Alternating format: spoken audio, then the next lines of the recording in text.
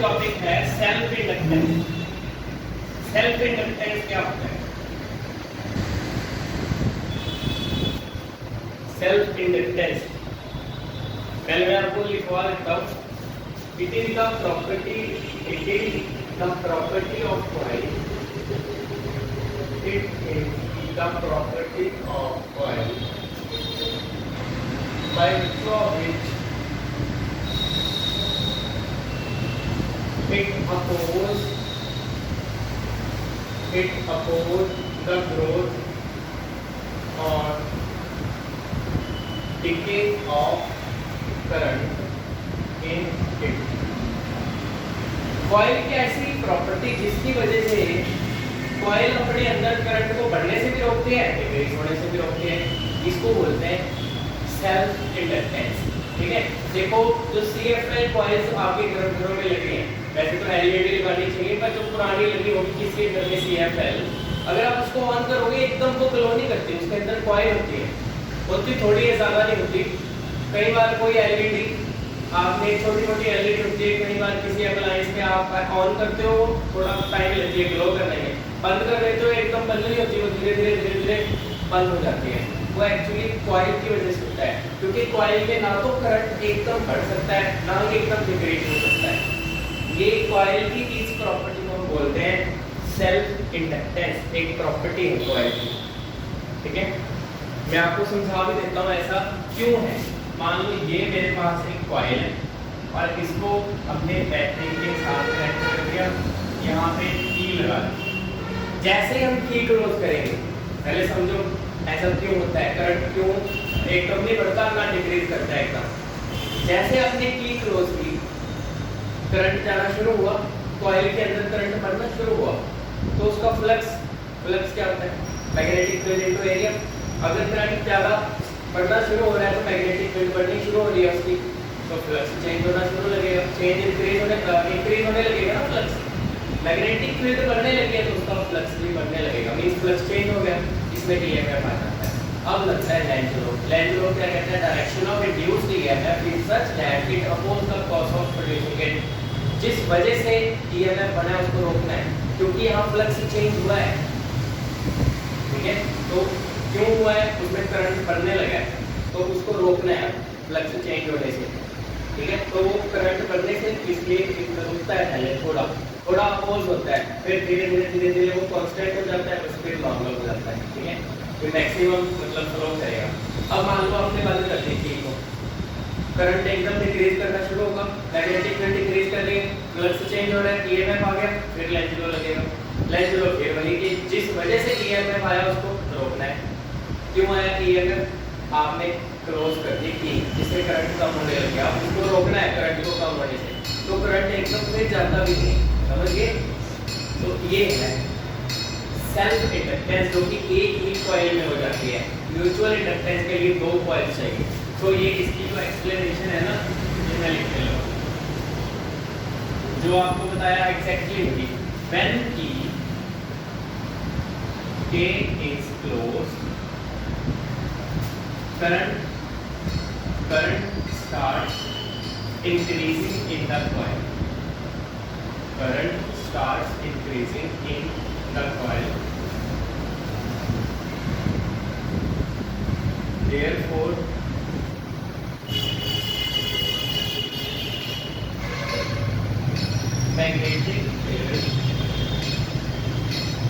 magnetic field of coil increases, due to which magnetic flux also increases. Change हो गया ना flux, therefore induced EMF is produced. Therefore induced EMF is produced in the coil. Now according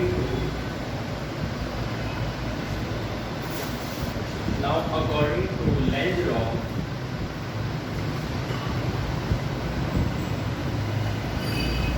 the direction of induced EMF is such that it oppose, पूरा आपको ना ये इसकी statement लिखने की जरूरत नहीं लेंज लो, बस इतना लिख दो direction of induced EMF is such that it oppose the growth of current in the coil, growth of current in the coil। ये हो गया जब करंट बढ़ रहा था कॉइल में। अब ये नोट करो, जब करंट डिक्रीज कर रहा था वो भी मैं आपको लिखवाता हूँ।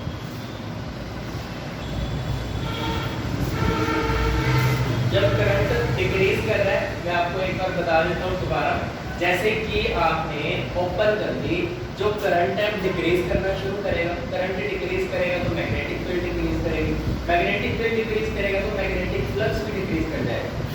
फ्लक्स चेंज तो हो गया ना, चाहे इंक्रीज किया चाहे डिक्रीज किया, तो जो ईएमएफ है, ईएमएफ आ जाएगा कॉइल में, इंड्यूस्ड ईएमएफ। सो लेंज लॉ के अकॉर्डिंग अब जिस वजह से ये ईएमएफ आया उसको रोकना है, करंट डिक्रीज करने से है ना, तो करंट के डीके को भी अपोज करेंगे कॉइल। ठीक है जी, कॉइल की जो ये प्रॉपर्टी है ना, करंट को बढ़ने से भी रोकती है, करंट को कम होने से भी रोकती है, इस प्रॉपर्टी को बोलते हैं सेल्फ इंडक्टेंस।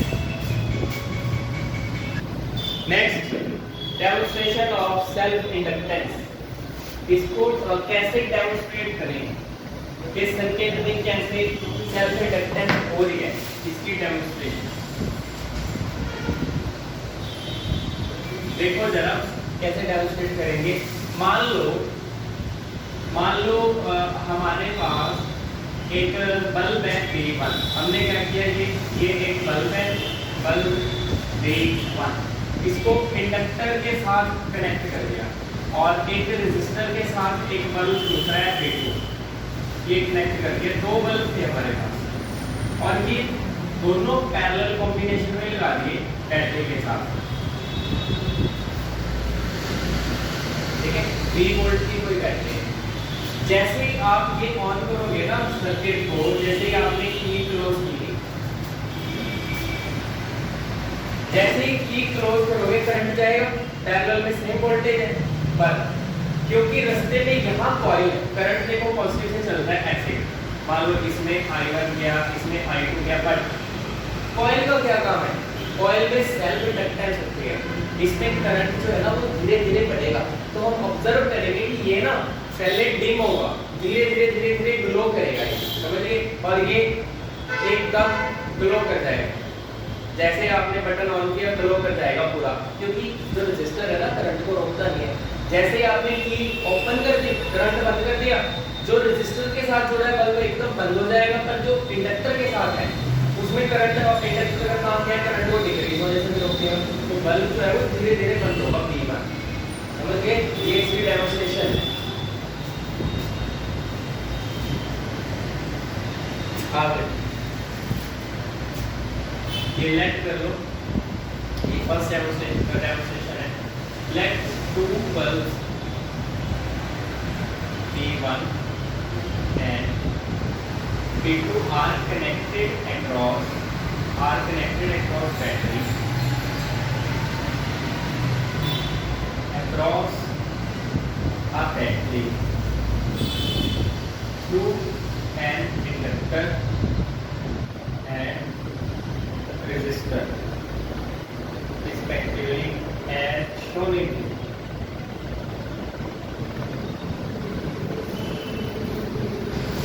ये पैरेलल में कनेक्टेड है, लिखा है ना कनेक्टेड है अक्रॉस, अक्रॉस का मतलब यही है कि पैरेलल में लगे। ठीक है,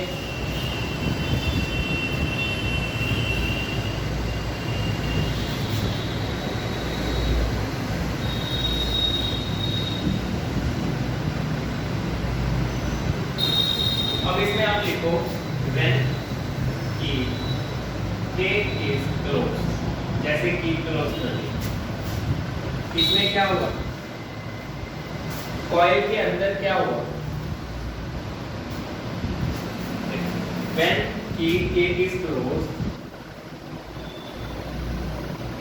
the induced EMF is produced, induced EMF is produced in coil, therefore it opposes the growth of current, therefore it opposes the growth of current in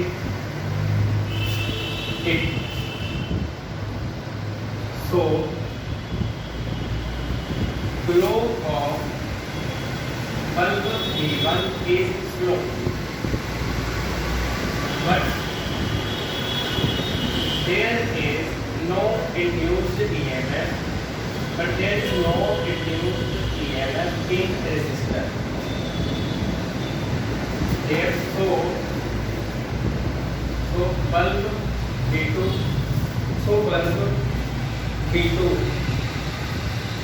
close at once.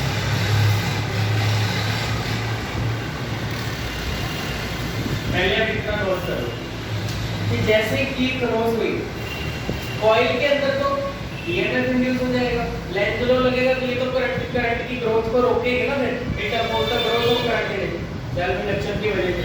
So glow of bulb V1 is slow, ये आराम से glow करेगा धीरे धीरे, ठीक है। But इसमें resistor के केस में तो कोई इंडक्शन है ही, ईएमएफ इंड्यूस हो नहीं रहा, तो ये अपोज करेगा नहीं, मैक्सिमम करंट इसमें से जाएगा, ये पूरा फुल ग्लो कर जाएगा, ठीक है। ये आप पहला स्टेप इसका नोट करो। इसमें इसके बाद आप ये लिखोगे when key is open, जैसे आपने ओपन कर दिया उसमें ईएमएफ फिर दोबारा आ जाएगा कॉइल में, it oppose the decay of, उसमें ईएमएफ आएगा वो करंट को डीके होने से भी रोकेगा। So glow of bulb V1 takes so bulb V1 takes some time to stop glowing. V1 को टाइम लगेगा स्टॉप होने, ग्लो करना स्टॉप होने में, but there is no induced EMF in resistor, so bulb V2 stop glowing at once. Stop glowing at once. जो V2 है ना वो एकदम बंद हो जाएगा, ठीक है। ये अब है क्या समझिए ना, अब ऐसा क्यों है, ये सेल्फ इंडक्टेंस है सारी प्रॉपर्टी जिसकी वजह से ना तो करंट कॉइल से बढ़ सकता है ना ही डिक्रीज कर सकता है, ये है सेल्फ इंडक्टेंस।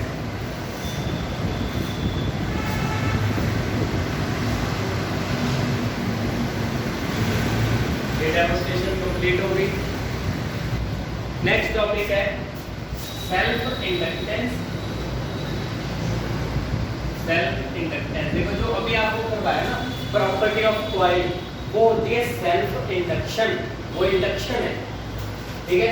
एक होता है सेल्फ इंडक्टेंस, ये कोएफिशिएंट है इलेक्ट्रोमैग्नेटिक इंडक्शन का कोएफिशिएंट जो कांस्टेंट फॉर प्रोपोर्शनैलिटी आएगा, या फिर इसको बोलते हैं coefficient of self induction, coefficient of self induction या फिर सेल्फ इंडक्टेंस।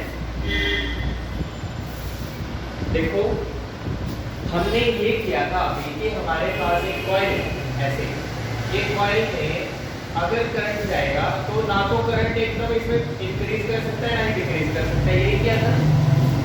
तो जो उसमें फ्लक्स आ रहा है, फ्लक्स इन द कॉइल किस पे डिपेंड कर रहा है, जो फ्लक्स आया वो डिपेंड करता है उसमें करंट कितना जा रहा है, जरा ज्यादा करंट आएगा उससे ज्यादा फ्लक्स हो, क्योंकि उतनी ज्यादा मैग्नेटिक फील्ड आएगी ना उसमें, तो जो फ्लक्स है वो करंट पे डिपेंड कर रहा है। अगर मैं प्रोपोर्शनैलिटी खत्म कर दूं तो एक कांस्टेंट आएगा जिसको बोलते हैं सेल्फ इंडक्टेंस, एल से इसको डिनोट किया जाता है। अब अगर इसमें आपने करंट दिया, करंट बढ़ता जा रहा है, ये फ्लक्स चेंज होगा ना, मैग्नेटिक फील्ड चेंज होगी, फ्लक्स चेंज होगा, अब उसमें से ईएमएफ इंड्यूस होगा, वो फैराडे लॉ से पता चलेगा according to Faraday's law, Faraday Lenz law. Faraday Lenz law क्या है, induced EMF equal to minus d I by dt, d by dt तो ठीक है, d phi by dt sorry minus d phi by dt, तो phi की value ऊपर से कितनी है हमारे पास, एल आई, एल कांस्टेंट है वो बाहर डी आई बाय dt, तो इतना ईएमएफ इंड्यूस होता है किसी कॉइल के अंदर। ऐसा यूनिट क्या है सेल्फ इंडक्टेंस की, जो म्यूचुअल इंडक्टेंस किया वही सेल्फ इंडक्टेंस किया है, हेनरी, कैपिटल एच इसका सिंबल हेनरी है।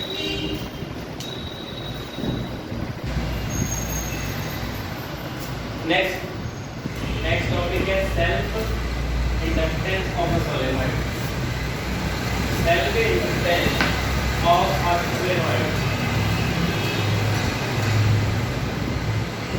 एक सोलेनॉइड की सेल्फ इंडक्टेंस, मान लो ये हमारे पास एक सोलेनॉइड है जिसकी लेंथ हमारे पास है L और ये एरिया ऑफ क्रॉस सेक्शन इसका A है और इसमें करंट जा रहा है I। सोलेनॉइड में करंट जा रहा है, टोटल नंबर ऑफ टर्न्स है N।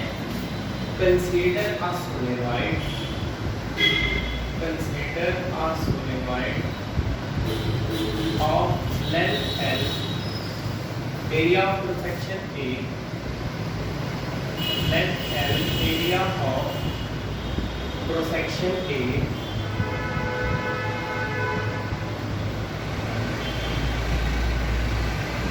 Area of cross section A, total number of turns N।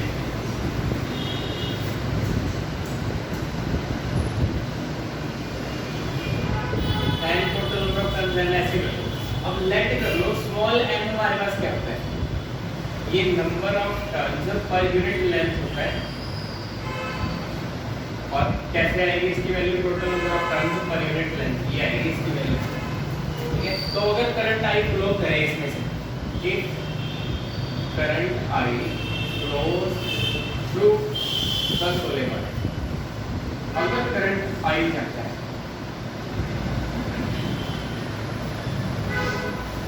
तो उसमें मैग्नेटिक फील्ड कितनी होगी, then magnetic field inside the solenoid is,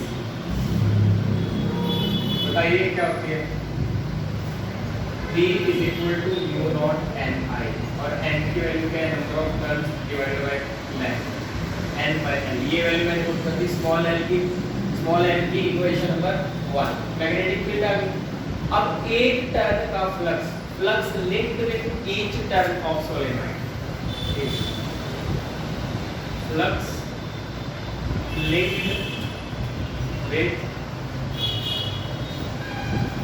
each turn of solenoid।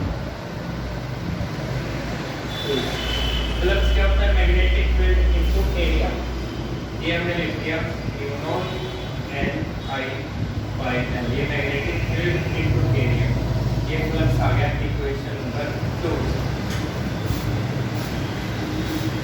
पर ये तो एक टर्न का है, flux linked with each turn, net flux क्या आएगा, therefore net flux linked with the solenoid is, net flux वो क्या आएगा, एक टर्न का फ्लक्स ये है, उसमें कितनी सारी टर्न्स है, कैपिटल है, टोटल टर्न्स के साथ मल्टीप्लाई हमने इसको कर दिया। ठीक है, तो फ्लक्स मेरे पास कितना आ गया, mu naught n square A by L, I मैंने साइड में रख, ये फ्लक्स आ गया equation number 3। Also we know जो फ्लक्स है वो किस पे डिपेंड करता है, कॉइल में, सोलेनॉइड तो कॉइल ही तो है कि इसके अंदर जो फ्लक्स आता है किस पे डिपेंड करता है, करंट पे। अगर मैं प्रोपोर्शनैलिटी खत्म कर दूं तो मेरे पास क्या आएगा, सेल्फ इंडक्टेंस L। इनको कंपेयर कर लो आप, 3 को और 4 को, फ्रॉम 3 and 4, मेरे पास देखो ये 5, ये भी 5 प्लस ये करंट, ये भी करंट, तो L मेरे पास ये mu naught n square A divided by L, equation number 5। तो ये सेल्फ इंडक्टेंस आपकी एक सोलेनॉइड। ठीक है, तो पहले यहाँ तक नोट करो, एक इसका स्पेशल केस है वो भी कराऊंगा।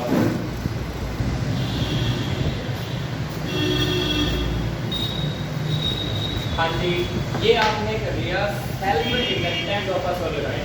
पर अगर आप किसी सोलेनॉइड को किसी मैग्नेटिक मटेरियल पे बाउंड कर दो, ये मैग्नेटिक मटेरियल है जैसे सॉफ्ट आयरन, स्टील भी हो सकता है, इसके ऊपर आपने ऐसे बाउंड कर दिया सोलेनॉइड, तो सेल्फ इंडक्टेंस क्या आएगी वो देखो। If a solenoid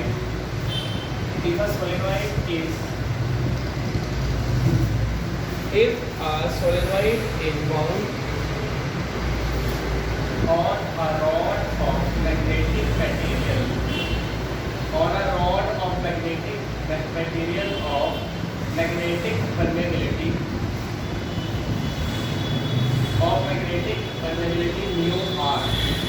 then self inductance of solenoid is, then self inductance becomes, ये इक्वेशन नंबर 5 से देखो आप, म्यू नॉट के साथ म्यू आर मल्टीप्लाई हो जाएगा बस, ये आएगा इक्वेशन नंबर 6 बस, ये अब एंड हुआ था, ठीक है। आपको ये सिर्फ याद रखना है कि अगर आपने सोलेनॉइड किसी एक ऐसे मटेरियल पे बाउंड कर दिया जिसकी मैग्नेटिक परमेबिलिटी म्यू आर है, मैंने क्या बताया था, मैग्नेटिक परमेबिलिटी का मतलब है कितना इजीली मैग्नेटिक फील्ड लाइंस किसी मटेरियल के अंदर एंटर करते हैं, मैग्नेटिक परमेबिलिटी डेफिनेशंस आपको करवाई थी मैंने इसकी। So magnetic permeability mu r है किसी मीडियम की, मटेरियल का जो मीडियम है, मटेरियल जो है उसकी म्यू आर है, उससे मल्टीप्लाई हो जाएगी, दैट्स इट। नेक्स्ट टॉपिक करते हैं coils in series. Coils in series, मान लो हमारे पास दो कॉइल है, पहले की इंडक्टेंस L1, दूसरी की इंडक्टेंस सेल्फ इंडक्टेंस L2, और इनको सीरीज में कनेक्ट कर दिया आपने। अब क्या ये आपको पता होना चाहिए सीरीज में पोटेंशियल क्या होता है, डिवाइड हो जाता है, इसका पोटेंशियल कुछ और होगा, इसका कुछ और होगा सीरीज में। तो आप ये बताओ यहाँ पे पोटेंशियल का रोल कौन प्ले करता है, ईएमएफ। यहाँ पे टोटल ईएमएफ जो होगा वो पहले का ईएमएफ और दूसरे का, क्योंकि कॉइल का तो कॉइल के अंदर क्या होता है ईएमएफ प्रोड्यूस होता है, तो टोटल ईएमएफ कितना है, पहली कॉइल का कितना है, दूसरी का कितना ईएमएफ प्रोड्यूस होता है किसी कॉइल के अंदर अकॉर्डिंग टू लेंग्रोफ। ये आपको बताया था -L/di/dt, ये आपको बताया था। टोटल करंट मान लो आई चल रहा है, करंट तो सेम रहता है, यहाँ पे कितना आएगा -L1/di1/dt, और फिर यहाँ पे -L2/di2/dt। याद रहेगा रिजल्ट। सेल्फ इंडक्टेंस के केस में मैंने आपको करवाया कि कितना ईएमएफ प्रोड्यूस होता है -L/di/dt, तो इसमें से क्या कॉमन आ रहा है, -di/dt कॉमन आ रहा है इसमें, माइनस ये सॉरी di/dt तो ऐसे है, ये कॉमन अंदर बच गया L1 + L2, ये कैंसिल, माइनस से माइनस कैंसिल, L कितना आ गया L1 प्लस। तो जब आप सीरीज में ऐड करते हो, सीरीज में ज्वाइन करते हो आप कॉइल्स को, डायरेक्ट ऐड हो जाती है, सीरीज में कनेक्ट किया डायरेक्ट ऐड हो जाएगा, पैरेलल में रेसिप्रोकल करके, जैसे कि आप ये रेजिस्टर की तरह बिहेव कर रहा है, रेजिस्टर भी तो सीरीज में डायरेक्ट ऐड करते हैं, है ना। अब पैरेलल का करेंगे, ये लिख लो आप। नेक्स्ट करते हैं कॉइल्स इन पैरेलल। मान लो हमारे पास है दो कॉइल, दोनों पैरेलल में कनेक्ट करती है हमने, पहले की सेल्फ इंडक्टेंस L1, दूसरी कॉइल की सेल्फ इंडक्टेंस L2, ये हमने बैटरी के साथ पैरेलल में लगा दिया। पैरेलल में वोल्टेज सेम रहती है, करंट डिवाइड होता है, जो टोटल करंट है I वो डिवाइड हो जाएगा I1 I2, तो जो डिवाइड होता है वहां से स्टार्ट किया जाता है, करंट डिवाइड हो रहा है। पर हमारे पास तो ये होता है, देखो कि जो टोटल है वो कैसे लिखते हैं, -L/di/dt, अगर क्योंकि वोल्टेज यहाँ पे सेम है ना, वोल्टेज सेम है, ऐसे di/dt यूज करते हैं ना। आप क्या करो, इसको with respect to t derivative कर दो, ऐसे d/dt लगा दो पूरे में, d/dt दोनों साइड कर दो डेरिवेटिव, ये आ गया। अब देखो मैं आपको बता रहा हूँ कि हमारे पास अगर टोटल लिखें -L/di/dt, तो ये di/dt कितना आएगा, -L यहाँ पे ऐसे आ जाएगा, तो dL/dt को क्या लिखेंगे, ऐसे लिखा जाएगा ना, EMF by -L, तो EMF तो सेम है -L1, ये पहले के लिए, इसके लिए EMF तो सेम है माइनस, वोल्टेज EMF क्या है, वोल्टेज सेम रहती है पैरेलल में,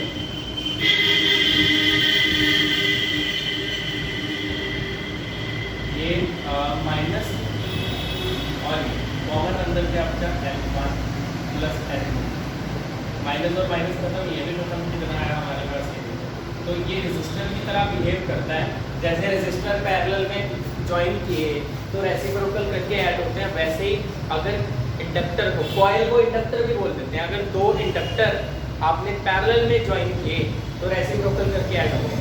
ये जरूरी नहीं कॉइल ही बोलना है, इंडक्टर कह दो चाहे कॉइल कह दो, ठीक है।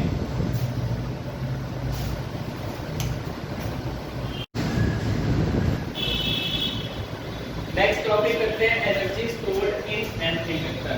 ये इंपॉर्टेंट टॉपिक है।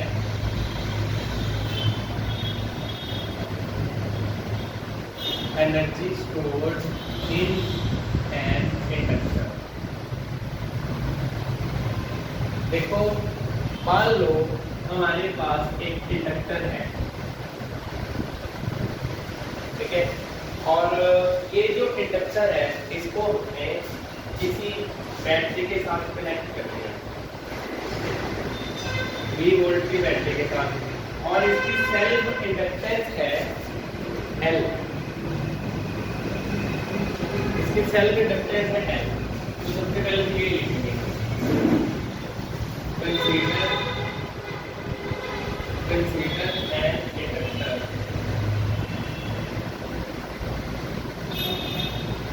having self inductance L, having self inductance L connected to battery of 3 volt, connected to a battery of 3 volt as shown in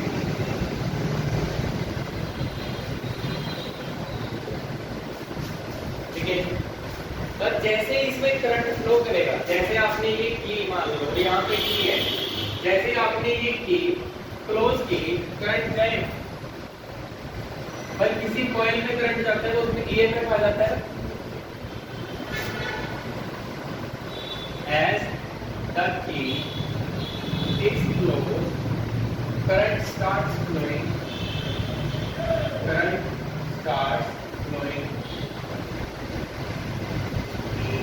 through the circuit. Through the circuit, and EMF get induced.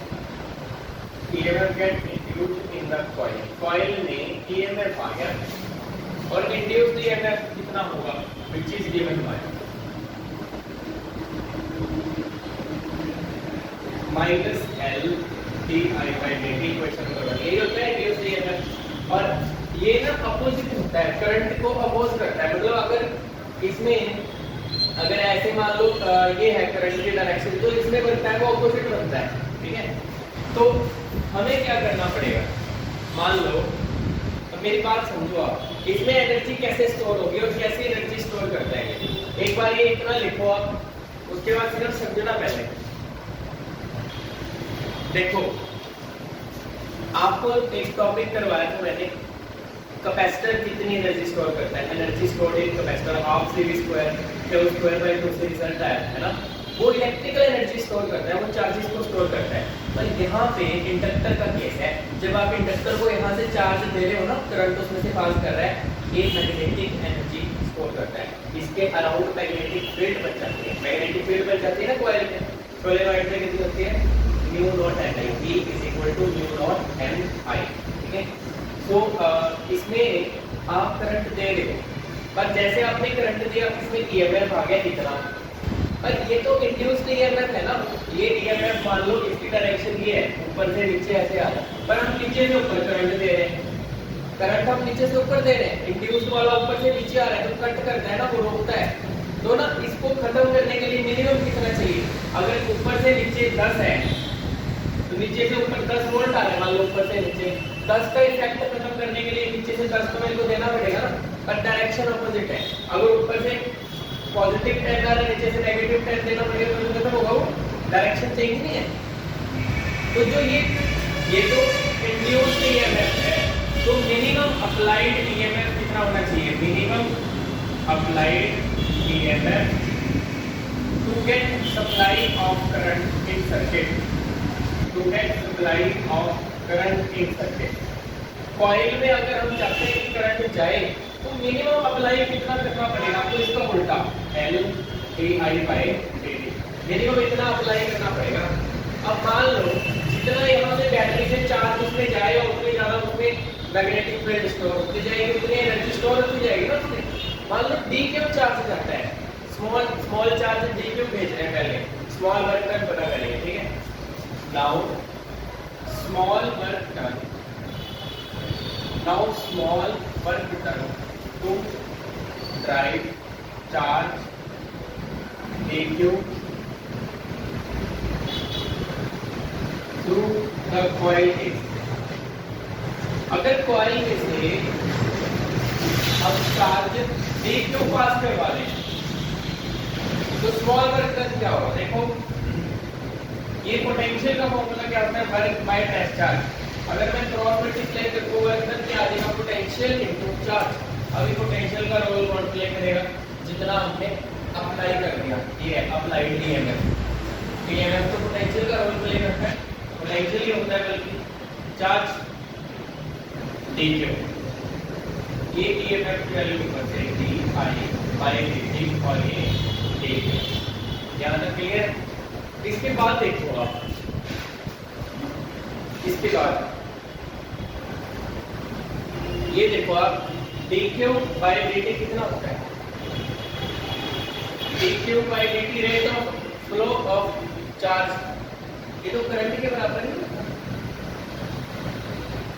D Q by D T, तो ये देखो D Q by D T current आ गया। Therefore तो small work done को कैसे लिखा जाएगा, एल आई डी आई, इसकी जगह आई के डी आई था। Equation number 3, small work done आ गया, टोटल वर्क डन निकाल लिया। मान लो टोटल चार्ज हमने क्या वो उसको भेज दिया,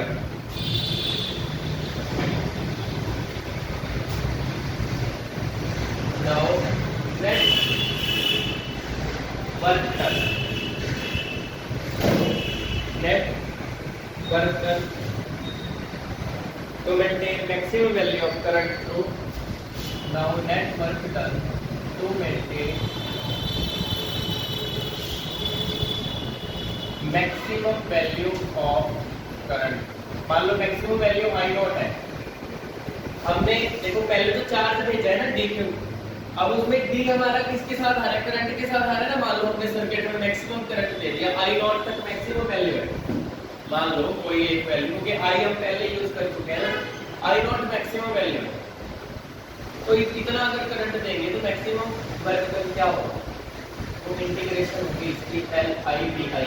अब करंट हमने 0 से लेके आई नॉट तक दे दिया, पहले तो कुछ भी करंट नहीं होता ना कॉइल में, करंट तो बाद में दिया ना, जैसे कि हमने क्लोज की करंट जाना शुरू हुआ, धीरे धीरे धीरे धीरे बढ़ गया, पर स्टार्ट किया 0 से आई नॉट, एल कांस्टेंट है, अंदर इंटीग्रेशन किसकी बचेगी, आई डी आई, और 0 से आई नॉट, ये कितना है, एल की पावर भी है, आई की पावर है 1।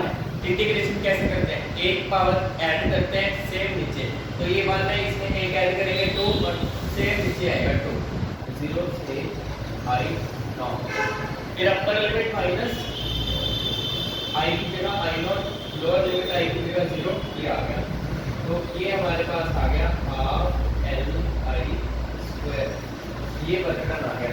और वर्क हमेशा किसकी फॉर्म में स्टोर होता है, एनर्जी, तो this work is stored as magnetic energy of inductor, this work is stored as magnetic energy of inductor.